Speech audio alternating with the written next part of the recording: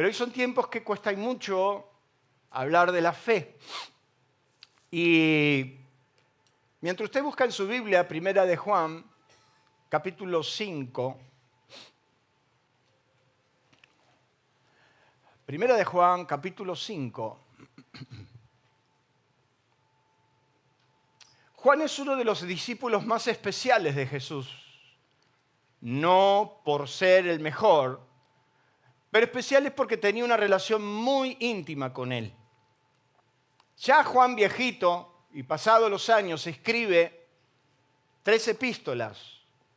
Quizás fue el escritor junto a Pablo más prominente del Nuevo Testamento. En el capítulo 5 él va a hablar de esto, de la fe que vence. Y me llamó particularmente la atención porque muchas veces hemos dicho tener fe. Y hemos hablado que teníamos fe. Pero la fe abstracta, sin obra, dice Santiago, es muerta. Quiere decir que no alcanza con solo tener fe. Yo debo tener una fe que venza. Diga conmigo, quiero tener una fe que venza. Que produzca resultados. En 1 de Juan, el capítulo 5, versos 4 y 5, dice, porque todo lo que es nacido de Dios. Fíjense qué interesante, porque él dice que todo lo que es nacido de Dios vence al mundo. Y esta es la victoria que ha vencido al mundo, nuestra fe. Juan está diciendo en la realidad que lo que viene de Dios es tan poderoso y es tan fuerte que nada puede contra él. No hay un poder superior a él. Que lo que nace de las entrañas de Dios puede con todo. Diga conmigo, puede con todo. Cuando otra traducción lee este versículo, va a decir, pues todo lo que ha nacido de Dios vence al mundo y lo que ha conseguido la victoria sobre el mundo es nuestra fe. O sea, yo tengo algo poderoso en mí, algo grande en mí, que nada ni nadie puede contraer. Es nuestra fe. Otra traducción cuando lee este versículo dice, pues todo hijo de Dios, y ahí me llamó la atención, pues todo hijo de Dios vence a este mundo de maldad. Y logramos esa victoria por medio de nuestra, ¿qué dice ahí? Fe. Nuestra fe. Entonces empecé a entender de que nada puede contra mi fe. Que mi fe era algo poderosa, porque cuando Dios diseñó al hombre, lo diseñó con la capacidad innata de transformarse en un conquistador. Está en su ADN y es parte vital de su naturaleza. No fuimos concebidos para el fracaso crónico y constante. Nuestra naturaleza implica sortear obstáculos, derribar limitaciones, superarnos constantemente. No tenemos, ¿qué dice ahí? Límites. Pero yo nací en el contexto donde se hacía un culto al fracaso. Y donde sencillamente se te decía que cuanto más era el fracaso, más glorificaba a Dios. Tuvo que desasnar ese pensamiento de mi vida para entender que los fracasos son parte de la vida, que los problemas son parte de la vida, pero que mayor es el que está con nosotros. Nuestra fe. Así lo entendió Adán. Cuando Dios le dijo el propósito de su existencia, lo plantó sobre el universo y le dijo, fructifica sobre la tierra, produce, genera, señorea, sojuzga. ¿Qué le está diciendo Dios a Adán? No tenés límites. Y entonces cuando empezamos a asociar de que Dios nos diseñó para romper todos nuestros límites, llegamos a la conclusión que el problema lo tenemos nosotros. Así lo manifestó Jesús. Ante la mirada desesperada de un padre que tenía una imposibilidad extraordinaria, Jesús le va a decir la frase que todos conocemos de memoria. Jesús le va a decir a ese padre desesperado que le hizo mi hijo, se cae en la tierra, echa espumarajo, se va a morir, hace algo. Y Jesús le dice, si puedes creer, para el que cree, diga conmigo, todo es posible. ¿En qué campo de mi vida puedo poner esta frase? ¿En qué circunstancia de mi vida yo puedo aplicarla? ¿Será que para Dios todo es posible en ciertas áreas y en otras no? Yo entonces aprendí que parecería que Dios está muy ocupado en ciertas áreas, pero en otras no. Cuando le fui a decir a mi papá que lo desalojaban de su casa, que perdíamos absolutamente todo, que perdíamos el esfuerzo de nuestra vida, y mi hermano mayor me dice, pará, vamos a orar. Yo dije, ¿orar para qué? Si Dios está solo preocupado por llevarme al cielo, Dios no está preocupado por mi deuda. Aprendí con el tiempo que Dios te quiere llevar a todas las instancias de tu vida a una vida que no tiene límites. Diga conmigo, sin límites. El Evangelio de Mateo, cuando explica esta frase, los discípulos van y dicen, ¿por qué no pudimos? ¿Por qué no podemos contra esto? ¿Por qué no logramos revertir la situación? ¿Por qué no podemos? A mí me gustaría que levanten la mano todos los hermanos, no podemos. Levanten la mano. Sea sincero. Pastor, yo puedo con todo, pero con eso no. Un día hablando de las debilidades, salí de acá, terminé de predicar y una hermana que quiero y amo y mucho me abrazó y me dijo, te voy a confesar que tengo una debilidad y contra eso no puedo. ¿Y contra qué no podés? Contra las novelas turcas, me dijo. Es como que sé que está y la pongo. Entonces empezamos a tener áreas donde no podemos. Y muchas veces hemos dicho, yo contra esto no puedo. Yo no puedo contra esta debilidad, yo no puedo contra esto, yo no puedo. Los discípulos vinieron y le dijeron, ¿por qué no pudimos? Me consta que lo intentaron, porque tanto Mateo como Marcos dice que ellos lo intentaron. Y usaron todo tipo de artilugio. Copiaron a Jesús, lo vieron ministrar y entonces ya ponían la mano como Jesús, gritaban como Jesús, hacían todo, pero no funcionaba. Pero el Evangelio de Mateo aclara algo que Marcos no aclara, porque cuando en el Evangelio de Mateo ellos le preguntan ¿por qué no pudimos? Jesús le da la razón, le dice la razón por la cual ustedes no pudieron es por su poca fe. Parecería entonces que nunca llegamos a la medida.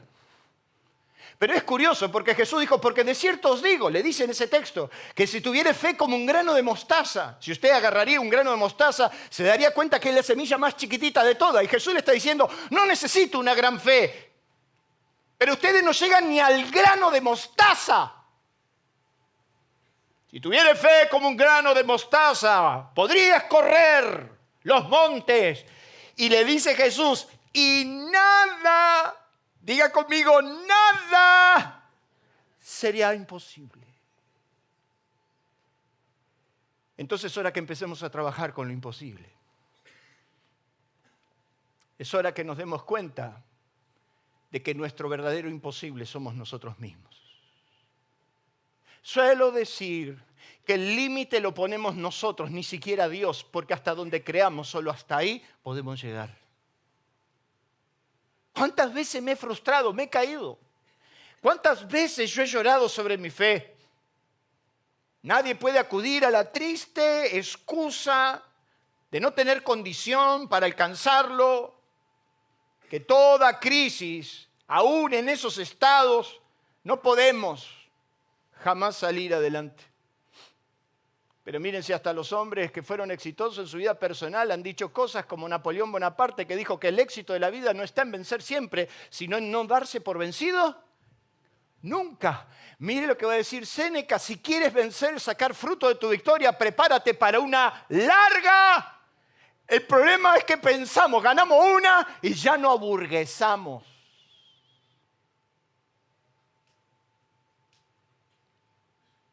Pero esta es una pelea constante. Winston Churchill decía, en definitiva, la historia será amable conmigo, al fin y al cabo yo seré quien la escriba. Pero el apóstol San Pablo dice otra cosa. Ahí en Romanos capítulo 8, un capítulo extraordinario que usted puede leer en su Biblia, el apóstol San Pablo dice, ¿quién nos separará del amor de Cristo? ¿Tribulación, angustia, persecución? ¿Cuántos han pasado por tribulación estos últimos años? ¿Cuántos han pasado por angustia? Angustia, el nudo en la garganta, angustia, persecución, hambre, hambre. ¿Cuántos han pasado hambre? No te fue tan mal, gordito, ¿eh? Hambre, Desnudez, peligro, espada, como está escrito, por causa de ti somos muertos todo el tiempo, somos contados como ovejas del matadero. Antes, en todas estas cosas, en todo lo anterior, somos más que vencedores. Somos los responsables de nuestra historia y hemos sido llamados a superarnos, romper récords, derrotar límites preestablecidos y dejar una marca que indique que fuimos capaces de lograrlo. ¿Cuál es mi mayor logro? ¿Cuál es tu mayor logro? Poder mostrarle a tus hijos que se puede. Poder decirle al otro que lo logré, que he podido con ese problema. Somos nosotros, somos llamados a vencer.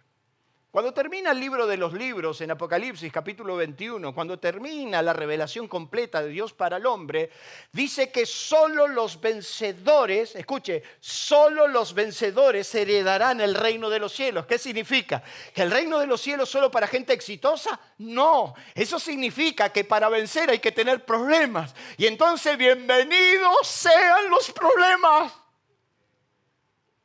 No gustó. El apóstol San Pablo decía, porque nosotros nos jactamos en las debilidades. Yo no encuentro a nadie que se jacte de sus debilidades.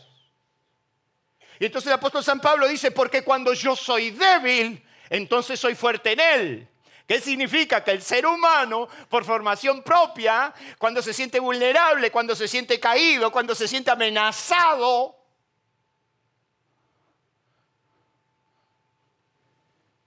tiene otra búsqueda. Sí, a mí me contaron que vos cuando andás más o menos orás todos los días. ¿O no? A mí me contaron que cuando te aprietan los zapatos, entonces venís hasta la reunión de oración. Sí, a mí me contaron que cuando el presupuesto no te alcanza, empezás a buscar al Dios proveedor. Cantamos diferente, oramos diferente cuando nos va bien que cuando nos va mal. Entonces, increíblemente nos damos cuenta que parte del proceso que viene sobre nuestras vidas es la increíble necesidad, escuche, es la increíble necesidad que Dios tiene de demostrarte que está al mando. Y entonces dice que Jesús pasaba y había un ciego de nacimiento. Y entonces le dijeron los discípulos, ¿quién pecó a sus padres para que esté acá? Y Jesús dijo, no pecó ni este. Ahí anda gente que anda buscando recetas. Vos estás así porque hiciste esto, porque hiciste... La ley de premios y castigos, la religión la usó. Espectacular, te va bien porque te portás bien, te va mal porque te portás mal. Y entonces yo que nací en un claustro, a mí me faltaba ponerle los rulos a la esposa de mi pastor. Así de monaguillo yo era. Yo era el servidor, andaba por todos lados. Me portaba bien, pero nunca me fue tan mal. Y entonces los discípulos le dijeron, ¿quién pecó esto? Sus padres, para que este hombre esté así. Y Jesús dijo, no, son unos cabezones. Yo me imagino que Jesús de vez en cuando así hace como con nosotros. Yo me lo imagino. Los viernes acá usted tendría que ver las caras. Si yo le pongo un espejo acá atrás, la gente haciendo así. Y tiene que ver cómo se le abren los ojos. Yo me imagino que Jesús dijo, estos no entienden más. No es que pecó este ni sus padres. Este hombre está así para que las obras de Dios se manifiesten en él. Eso significa que tu problema puede ser un gran problema o tu problema puede ser la oportunidad que Dios tiene para manifestar su gloria. Dele un fuerte aplauso a Dios por eso.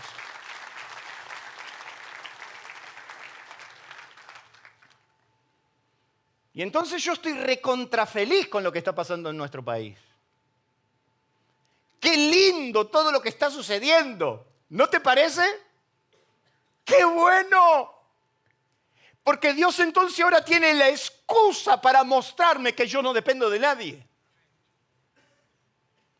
Y que yo he sido llamado a vencer. Que no me puedo quedar con la excusa que yo tengo que vencer, que es sujetar, derrotar, rendir al enemigo, que es aventajarse, salir preferido o exceder en algún concepto, en competencia o comparación con alguien. Es superar las dificultades, los estorbos. Es saltar la meta. Es decir, yo pude con esto. Yo he sido llamado a vencer. Y yo no me puedo quedar con mi propia excusa. Yo tengo que derrotarlo. ¿Cuántos dicen amén? Es interesante porque cuando Juan habla de que todo lo que es nacido de Dios vence al mundo, no utiliza la palabra cosmos, o sea, no se está refiriendo al universo, se está refiriendo y utiliza una palabra que es koinó, que se refiere al pensamiento y al espíritu que gobierna sobre la creación. No se está refiriendo al planeta Tierra. Usted no es llamado a vencer, usted no vaya a salir de acá y decir todo lo que es de Dios vence al mundo, yo venzo al universo, ¿verdad? Sino que Juan está hablando del pensamiento, del espíritu que gobierna el mundo. Yo no sé si usted es consciente, pero Juan habla, lo que Jesús manifiesta a lo largo de varias citas, de que el mundo está bajo el maligno. Y él dice que el mundo opera bajo el maligno. De hecho, que Jesús ante Pilato le dijo, cuando tú tienes un reino, él dijo, si yo tuviera un reino pelearían por mí, yo no tengo. Mi reino no es de este mundo. Como queriendo decir, acá se están peleando por las migajas, pero yo voy por otro lado. Jesús habla del príncipe del mundo. Y claramente Jesús dijo, él no tiene nada que ver conmigo, no me mezclen. No se me ande confundiendo. No le ande echando la culpa a Dios de lo que le pasa con el otro. Como tampoco le eche la culpa al otro. Quiero ser un poco de abogado. Acá yo tengo varios abogados. El derecho me asiste. Y yo quiero decirle también que no toda la culpa es del diablo. ¿Cuántos dicen? Le echamos la culpa al diablo de todo. No le echen la culpa a Dios de lo que hace el diablo y no le echen la culpa al diablo de lo que solo vos hacés.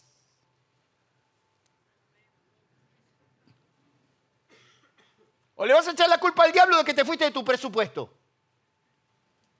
¡Ah!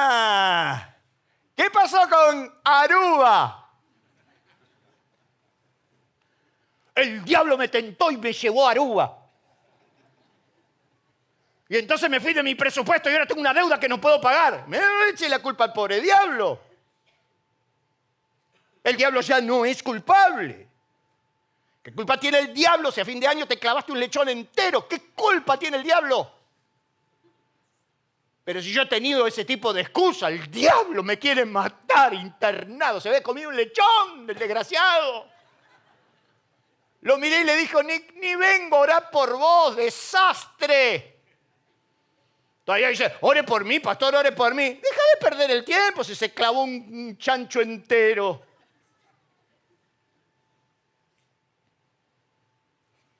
No le eche la culpa al diablo. Pero Jesús dijo que el mundo está bajo el maligno, la influencia del maligno. Quiere decir que todos los pensamientos que rodean, el espíritu que rodea. Yo le quiero preguntar una cosa. ¿Usted no se da cuenta que la gente últimamente está muy mala? ¿Estoy yo solo pensando lo mismo o usted también? ¿No te diste cuenta la mala onda que hay? Todos se transformaron en tiburones. Todos te quieren sacar algo. Yo no sé si usted por qué barrio anda, pero por el mío. Mire, no me puedo descuidar ni del que me cuida. Hay un espíritu, es como que algo está manejando las masas y entonces Juan dice, sabemos que somos de Dios, pero el mundo está bajo el maligno. Y también dice Pablo en Efesios, los cuales anduviste en otro tiempo siguiendo la corriente de este mundo conforme al príncipe de la potestad del aire, el espíritu que ahora opera en los hijos de desobediencia. Quiere decir que los hijos vamos a hablar nosotros acá que tenemos confianza, los malos son los de afuera. Los buenos estamos adentro. Así nos creemos. Sin embargo, me parece que el protocolo anda muy sensible últimamente y me deja pasar muchos del otro lado. Y ya los malos no están solo afuera. Pablo dice que el espíritu que opera en este siglo es un espíritu que nos lleva a la maldad, al egoísmo, al sálvese quien pueda. Y Juan dice, no se preocupen, porque aún todo ese espíritu que opera, toda esa maldad que está allá afuera, toda esa injusticia que está allá afuera, todo lo malo que ustedes ven allá afuera, yo quiero decirle que si ustedes nacieron de Dios, eso tiene solución. Ustedes lo pueden vencer. ¿Cuántos dicen amén? Y es por eso que en esta mañana a mí me gustaría, por una hora, hora y media, ¿cómo vencer y superarnos? ¿Cómo vencer al maligno? ¿Usted tiene identificado alguno, por ejemplo? No piense en su jefe, no piense en su pastor, tampoco en su marido. Pero ¿cómo vencer? ¿Cómo hacer que nuestra fe venza el mundo? En primer lugar, ¿qué dice ahí? Permaneciendo. Permanecer en un estado es condición de la fe. Permanecer en una convicción no es fácil, pero es requerida. Mantenerte firme sin fluctuar. En una certeza, en una convicción. Aun cuando todo indica que parecería estar equivocado. Es por eso que cuando habla del camino de la fe, dice que la fe es la certeza, la convicción de lo que se espera. Es la convicción de lo que se espera, pero de lo que no vemos. También dice Hebreos que sin fe es imposible agradar a Dios, o sea, no hay forma. Dígale al que tiene al lado, te tenés que convertir en un hombre o en una mujer de fe. Decíselo. Lo tenés que decir. Jesús habla de la necesidad de permanecer en una convicción, en una fe, en un estado y no desmayar.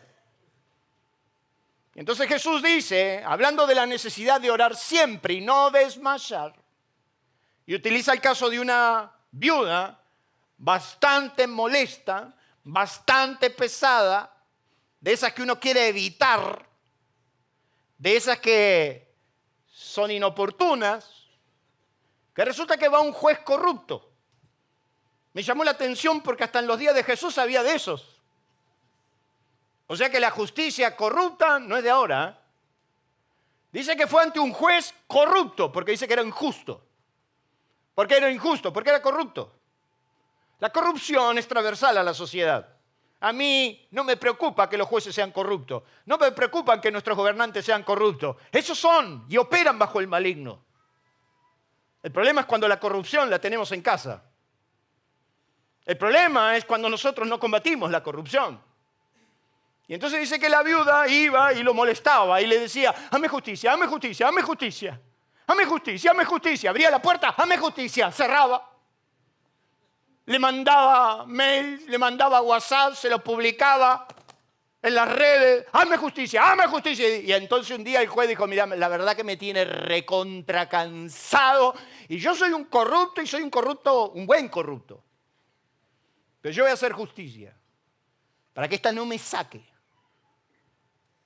Mira qué ejemplo fuerte el del Señor, porque Jesús lo pone como un ejemplo y entonces empieza a decir, oíd lo que dijo el juez injusto. ¿Y acaso Dios no hará justicia a sus escogidos que claman a Él día y noche? ¿Se tardará en responderle? Os digo que pronto les hará justicia.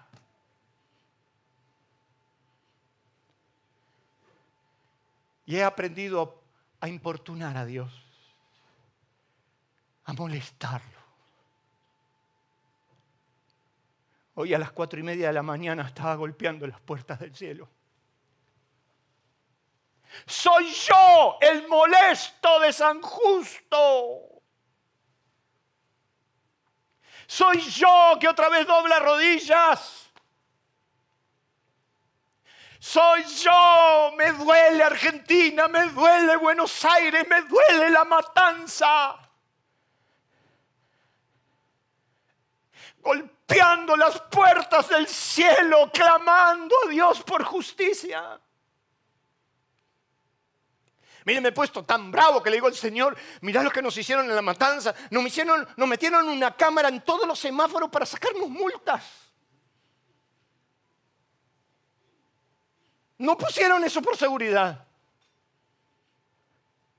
Mira, Señor, lo que le pasa a nuestro pueblo. A mí me dolió mucho, me dolió mucho lo que mi hijo me contaba. Yo les contaba a ustedes que Tumo, en la escuela esta que él está trabajando en la dirección, le dijeron que el 40% de los chicos no comprende texto. Pero Jesús me dijo algo interesante. Jesús, me refiero al Miño. ¿A dónde está Miño? Matías Miño. ¿Está o no está? Yo le digo a Jesús, ahí está en el sonido. Miren si no se parece a Jesús. Los que están allá arriba que lo pueden ver, denle un aplauso a Jesús.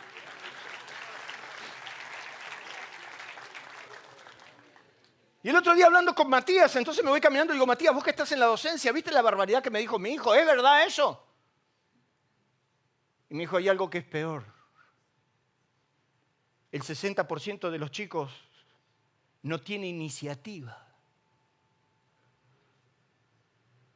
Y yo esa noche, yo no pude dormir. Le digo a mi esposa, estamos frente a una generación de zombies. Pero acá está la iglesia que va y golpea la puerta. No solo golpeo la puerta, me muevo. ¿Usted cree que a mi edad, a esta altura, yo tengo necesidad? Yo sé que usted lo sabe, pero ¿sabe el trabajo que significa los viernes dar la conferencia acá? ¿Sabe las horas que estamos trabajando con todo el staff, todos los que hacen posible esto, desde la secretaria, los directores, analizando el programa, mirando estadísticas, mostrando el material, mandando el material una semana antes para que me lo corrijan, para que lo suban, para que lo bajen? Enseñándole al hombre y a la mujer que salga de su quiebre, que de una vez por todas despegue. No solo estoy orando, estoy trabajando de día y de noche, durmiendo poco. Entonces Jesús termina la frase diciendo, pero cuando venga el Hijo del Hombre, hallará fe en la tierra. ¿Qué está queriendo decir Jesús? Que el bien más preciado que los hombres perderán en el último tiempo será su fe. Porque es tanta la decepción que no creemos en nada. Nos han decepcionado tanto que entonces no creemos. Y cuando la decepción se apodera de tu vida, no crees en nadie ni en nada. Nos han decepcionado los líderes, los políticos, los religiosos, los pastores. El hermano. Y entonces la decepción se acuña en nuestro corazón con una gran incredulidad donde ya no creemos en nada, y al propio Jesús en su propio pueblo no pudo hacer un milagro a causa de la incredulidad de la gente. Y dice que Jesús estaba asombrado. Con razón el apóstol San Pablo le tiene que decir a su hijo Timoteo, que parece que había muchos buchones que lo querían atacar y que lo querían dejar fuera de circuito. Es el apóstol San Pablo que le dice a Timoteo, esto te mando, hijo mío, Timoteo, te encargo para que conforme a las profecías que se hicieron en cuanto a ti, milites por ella la buena milicia, manteniendo la fe. Le dice Pablo a Timoteo, yo quiero que mantengas tu fe. Quiere decir que de la fe te podés caer. ¿Cuántos dicen amén? De tu certeza. ¿Cuántas veces creíste todo y de repente la realidad que te golpeó en tu cara te hizo descreer de todo? Séame sincero. ¿Cuántas veces te frustraste? Es por eso que Pablo le dice a Timoteo que en el último tiempo muchos apostatarán de la fe. Y le dice a Timoteo, mas tú, hombre de Dios, huye de estas cosas, pelea la batalla, pelea la batalla. ¿Pelea la batalla de qué? ¿De qué le dice Pablo a Timoteo que tiene que pelear la batalla? ¿De la qué? De la fe. Quiere decir que la fe es una batalla que se pelea todo el tiempo. Y cuando Pablo termina su carrera, él dice, he acabado mi carrera. He peleado la batalla. ¿No está diciendo eso Pablo cuando termina Timoteo? Dice, he acabado la carrera, he peleado la batalla, he guardado la fe. ¿Qué significa? Que Pablo está diciendo, yo pude conservar mi fe.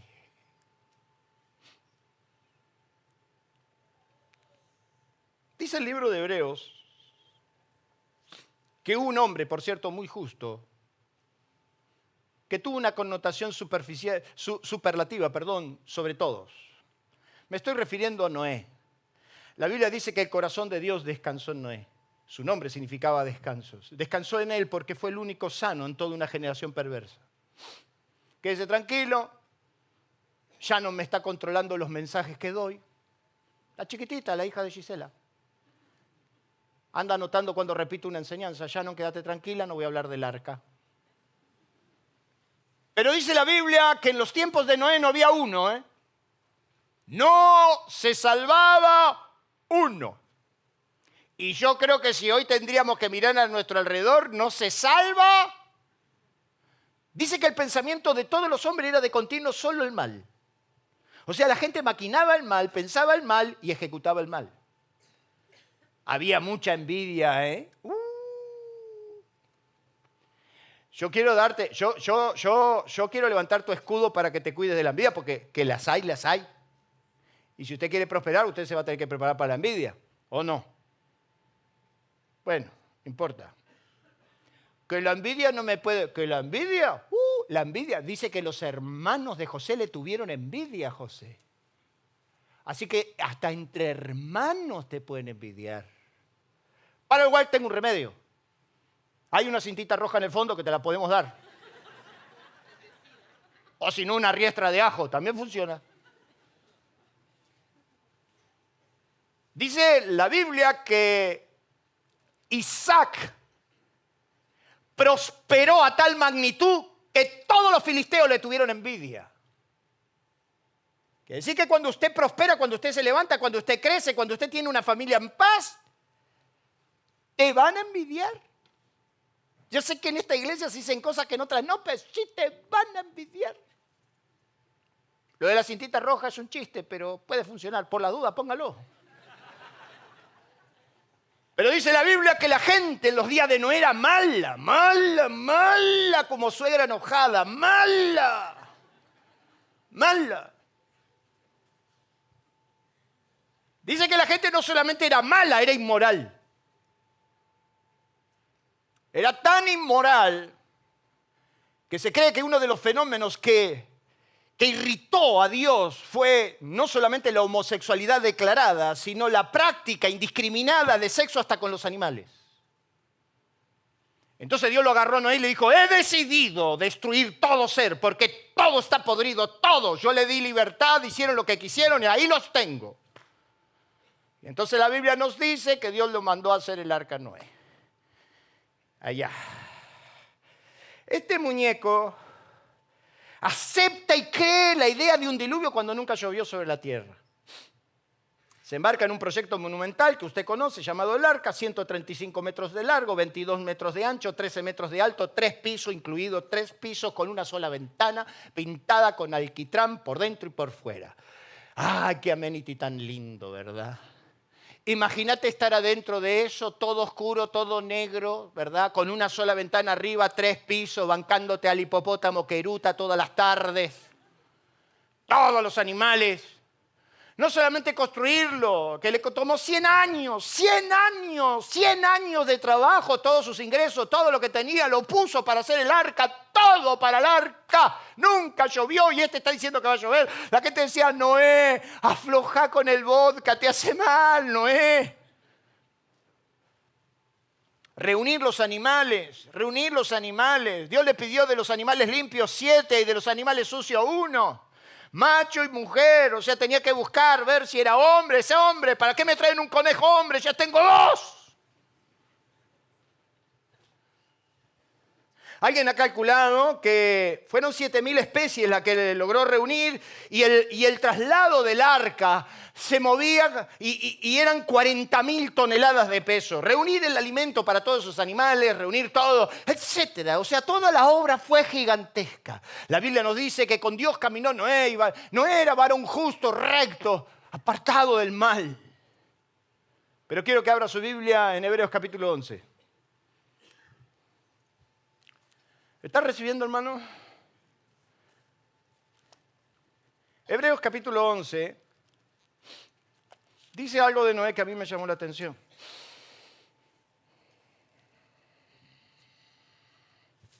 Verso 7. Por la fe Noé, cuando fue advertido por Dios acerca de cosas que aún no se veía, con temor preparó el arca en que su casa se salvase.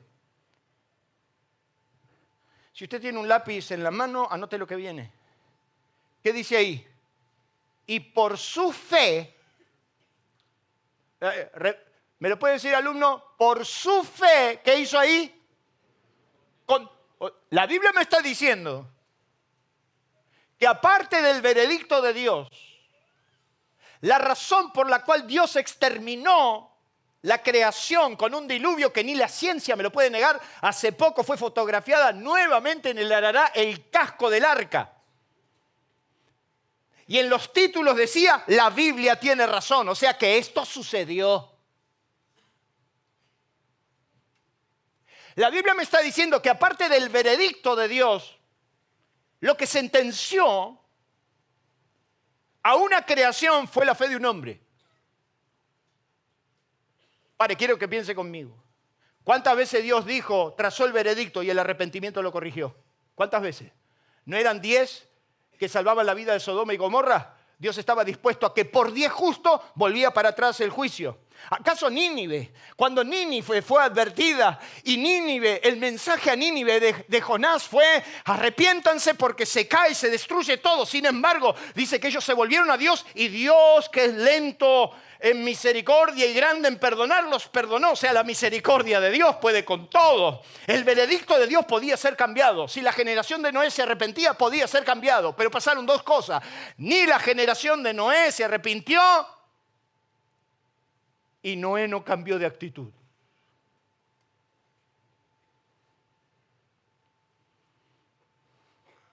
En Génesis, en el capítulo 7, Dios le dice a Noé, entra al arca. 100 años. 100 años. Hay que creer tanto tiempo algo que no ves. 100 años. Y ahí entró Noé con todos los animales.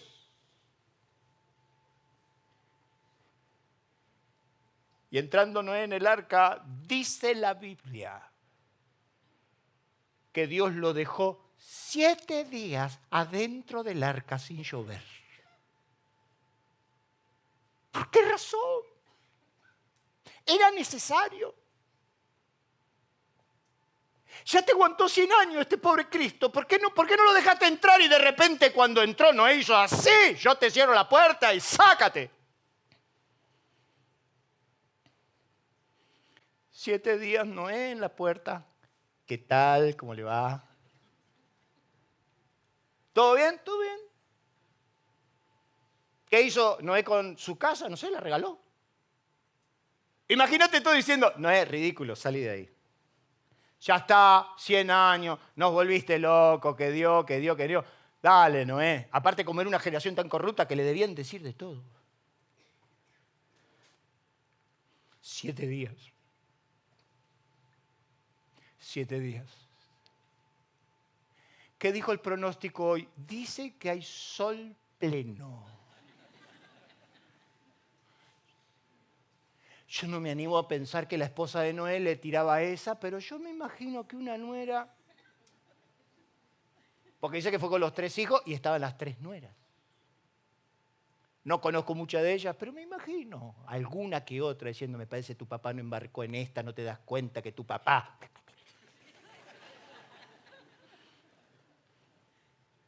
Yo me imagino a la noche,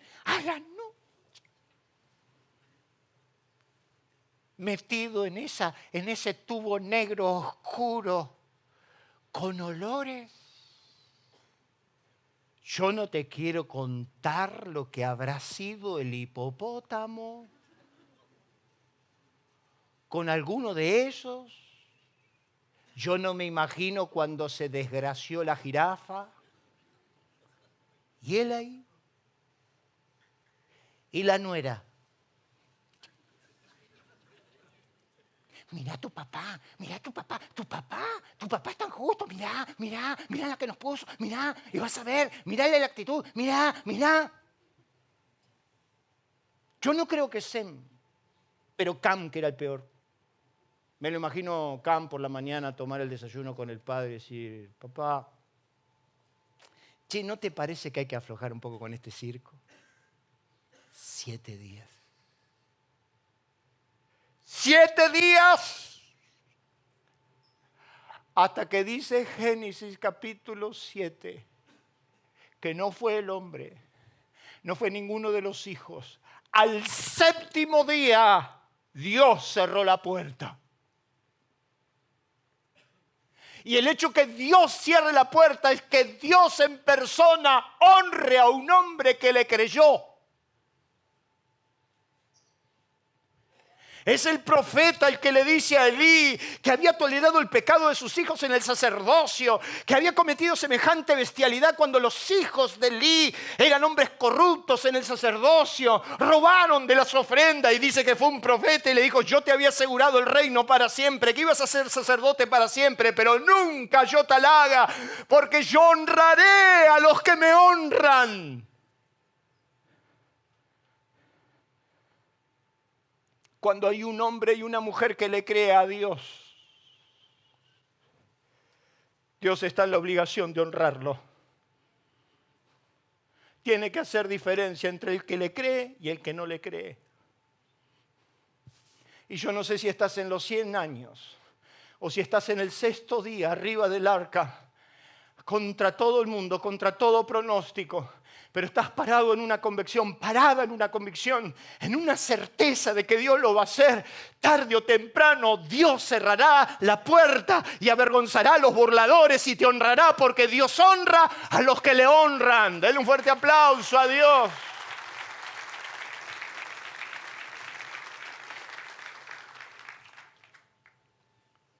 Si usted quiere vencer, va a tener que aprender a elegir bien. Elegir bien. Usted podría elegir mal, pero usted elige bien. Moisés, como el mayor de los estrategas, tuvo que elegir y eligió bien.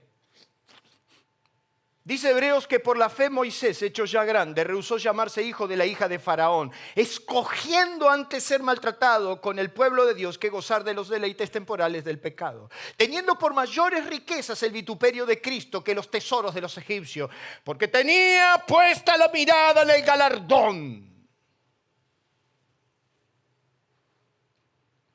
¿Qué hizo Moisés? Eligió. Él era segundo de Faraón. Él se sentaba en el trono. Él tenía un ejército a su disposición, mujeres, riquezas, lo que quería, pero él eligió. Y cuando usted viene a la casa de Dios, usted está eligiendo.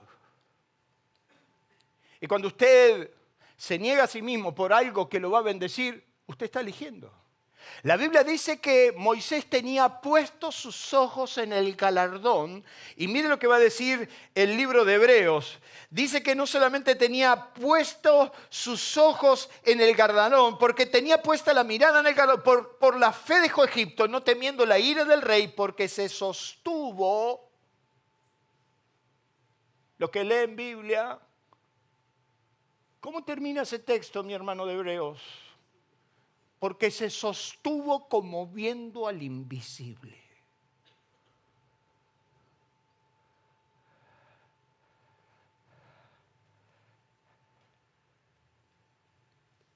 Te quedas mirando lo que no es. Y la realidad te va a golpear en la cara. Y ahí es donde tenés que ver lo que nadie ve. Ver a Dios. Se sostuvo porque tenía la mirada en el galardón y porque se sostuvo como viendo al invisible para los tiempos que vienen sobre nuestro país, para los tiempos que vienen, muchachos, sobre nuestras provincias. Tendremos que estar sostenidos como viendo al invisible. ¿Cuántos dicen amén? Por eso el apóstol San Pablo dijo, busque las cosas de arriba, donde está Cristo, sentado a la diestra. Pongan la mira en las cosas de arriba. Hebreos dice, puestos los ojos en Jesús. ¿Cuál es el problema que tenemos hoy? Que no miramos a Jesús. ¿Cuál es el problema que tienes hoy? Que no estás mirando bien. Puestos los ojos en Jesús, el autor y el consumador de la fe, el que puso por delante el gozo de la prueba. Así dice la Biblia. Puestos los ojos en Jesús, el autor y el consumador de la fe, el cual por el gozo puesto delante sufrió la cruz, menospreció lo oprobio y se sentó en el trono. ¿Qué significa eso? Que Él puso el gozo por delante y no le importó el sufrimiento. ¿Qué significa eso? Que cuando tenés claro a dónde querés llegar, no importa el proceso, lo que importa a dónde vas a llegar. Y tu llegada es vencer. Denle un fuerte aplauso a Dios. Vencer. Y termino en esta mañana. Es hablando. ¿Qué dice ahí? Quiero que me preste atención. Saber hablar es bueno, pero hablar como Dios es otra cosa. Descubrir el pensamiento de Dios y manifestarlo es alinear el cielo a tu favor. Eso la Biblia lo llama el rema. La terminología bíblica es sobre la palabra hablada, confesada, que describe el pensamiento de Dios. En el cielo, el pensamiento de Dios se conoce. El problema es acá en la tierra, cuando los mortales no lo conocemos. ¿Qué pasa cuando en comunión yo logro saber qué piensa Dios al respecto? Y hablar como Él habló y como Él habla hace que hasta los ángeles me acompañen. La mujer sirofenicia, que usted conoce la historia, que fue delante de Jesús para pedirle un milagro por su hija, la Biblia nos dice que Jesús primero no le respondió, silencio. Después, como insistía, dice que le dijo, no soy enviado sino a las casas perdidas de los hijos de Israel. Le está diciendo, no sos merecedora que lo haga. Es bastante descortés. O sea, la mujer le dice a Jesús, quiero que sanes a mi hija. Y Jesús no le responde, silencio. Pero resulta ser que le sigue insistiendo, hasta los discípulos dijeron, despide esta loca que nos está volviendo loco. Y ella gritaba y decía, Señor, socórreme. Entonces dice la Biblia que Jesús le dijo, no soy enviado sino a las ovejas perdidas de Israel. Lo que le está diciendo no es mi propósito. Y entonces la mujer le dice, sí, Señor, pero socórreme igual. Y entonces Jesús le da una respuesta durísima. Le dice, no está bien tomar el pan de los hijos y echarlo a los perros. ¿Qué le está diciendo? No sos merecedora.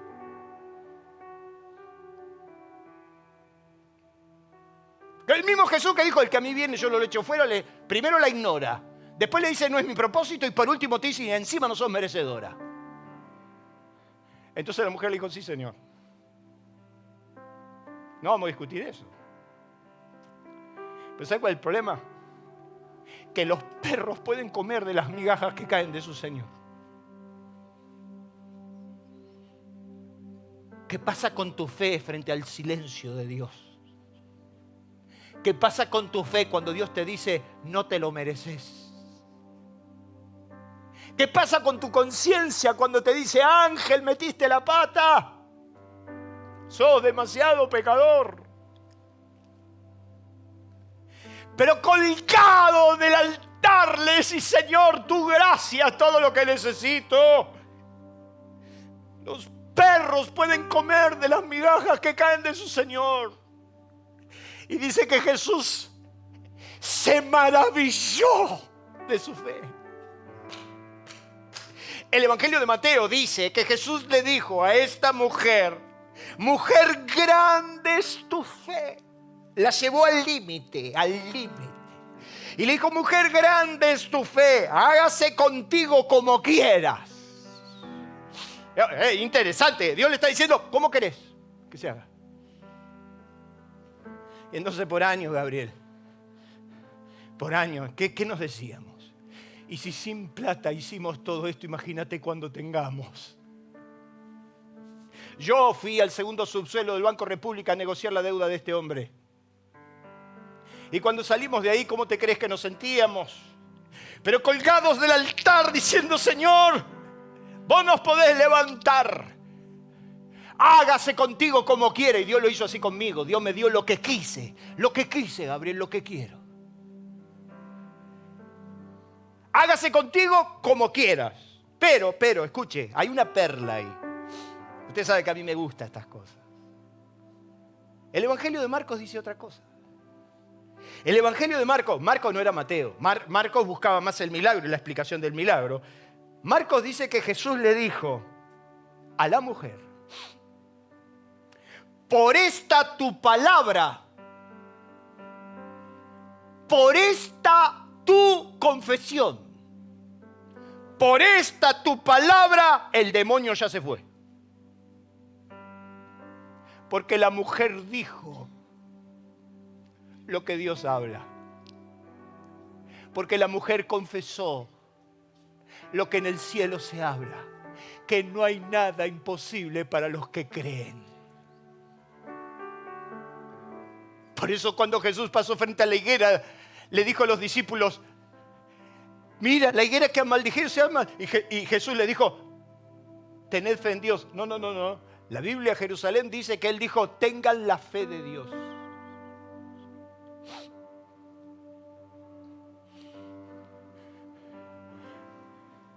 Y entonces cuando yo entendí esto, yo me paré frente a un consultorio de un abogado que tenía la hacha en la mano para ejecutarme. Y del otro lado de la puerta yo dije, en el nombre de Jesús yo te ato de pie y manos. Porque Dios a mí me dijo que nada se perderá y nada se perdió.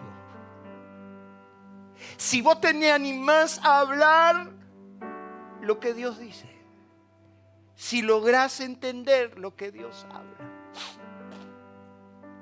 ¿Me das solo 5 minutos más? ¿O está apurado?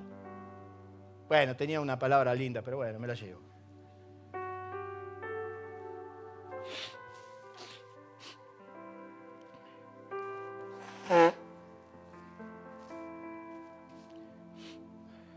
Dice la Biblia que Eliseo... ¿Se acuerda que el domingo pasado yo les hablé de los carros de fuego?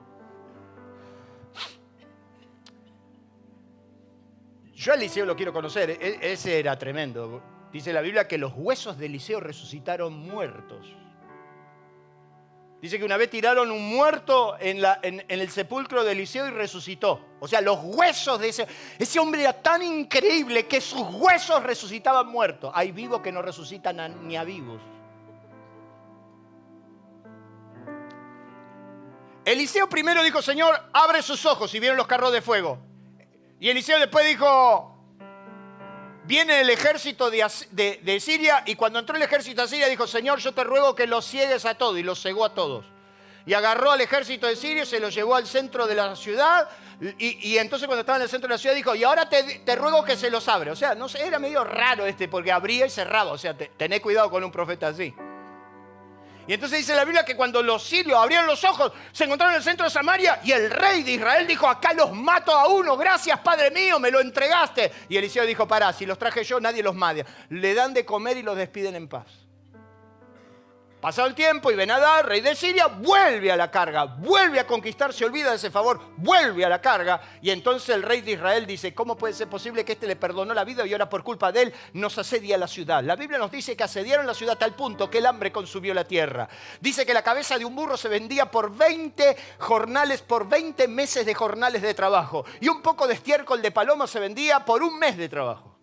Dice que el hambre era tan grande que las madres comían a sus hijos. Y entonces el rey de Israel dijo, yo lo voy a agarrar a Eliseo y lo voy a cortar en 4. Así, feta, juliana. Porque por culpa de él tenemos este problema. Y entonces dice que el rey de Israel dijo a su criado, vayan a buscarme a Eliseo porque lo voy a matar. Y entonces dice que cuando el criado, el príncipe, era un príncipe, un comandante del ejército está llegando a la casa de Eliseo que estaba en su casa con todos los ancianos, conociendo todo lo que pasaba, dijo lo que Dios dice. Miren los pasos del asesino que viene a matarme. Pero yo les digo a todos ustedes hoy, que mañana va a haber tanto trigo y tanta cebada que no vamos a saber qué hacer con eso en las puertas de la ciudad. Entonces los ancianos dijeron, pobre Eliseo, cuando comía no era normal, ahora que no come. Las madres están comiendo a los hijos y el profeta ¿qué dice? Tranquilo, no te preocupes por el dólar. No te preocupes. ¿Sabe qué sigue después del 26 de octubre? El 27.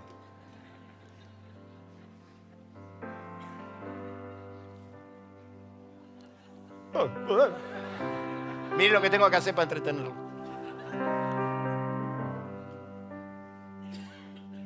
Mañana, quédate tranquilo. Dios va a estar.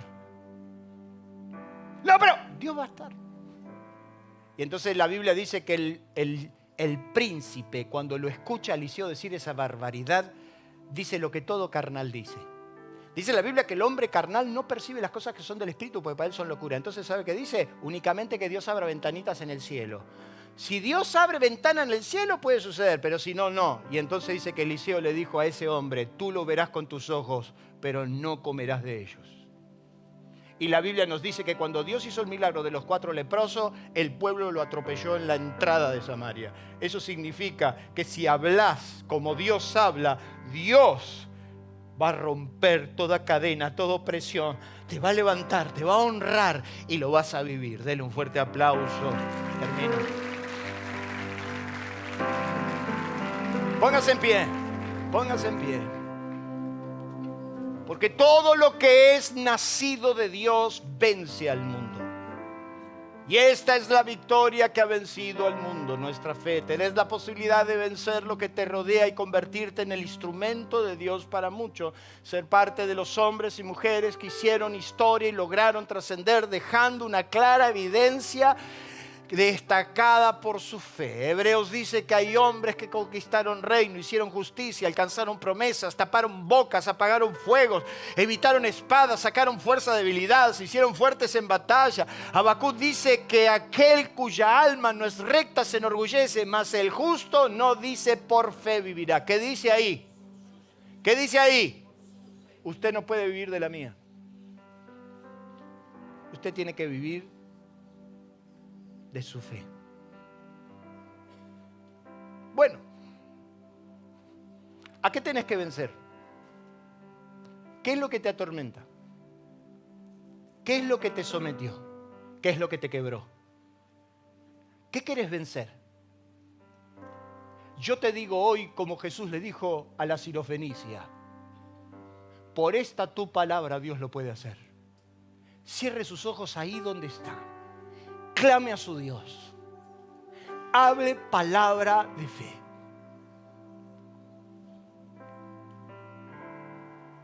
Reclame su victoria. Diga, yo deseo mi libertad. Yo me levanto en mi fe para transformarme en un vencedor. Porque todo lo que nace de Dios vence el pensamiento del mundo, el espíritu del mundo, la maldad del mundo. Porque todo lo que nace de Dios vence al mundo. Y eso que vence es nuestra fe. ¿Cuántos hombres y mujeres de fe tengo acá? Levanten su mano al cielo y clamen a su Dios. Y diga, Padre, en el nombre de tu Hijo Jesús, yo hoy hablo palabra de fe. Yo hoy hablo palabra de fe. Declaro, Señor, libertad. Declaro libertad. Declaro que mañana en las puertas de Buenos Aires habrá tanta riqueza y abundancia que no va a hacer falta de ningún bien.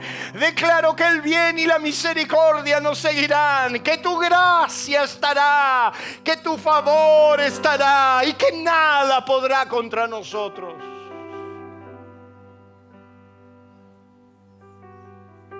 Aquí estamos golpeando las puertas de tu altar. Aquí está tu pueblo que dobla rodilla y clama tu nombre y te dice que te cree. Y por eso hoy yo puedo creer, porque al que cree, todo le es posible. En el nombre de Jesús decimos amén y amén. Denle un fuerte aplauso.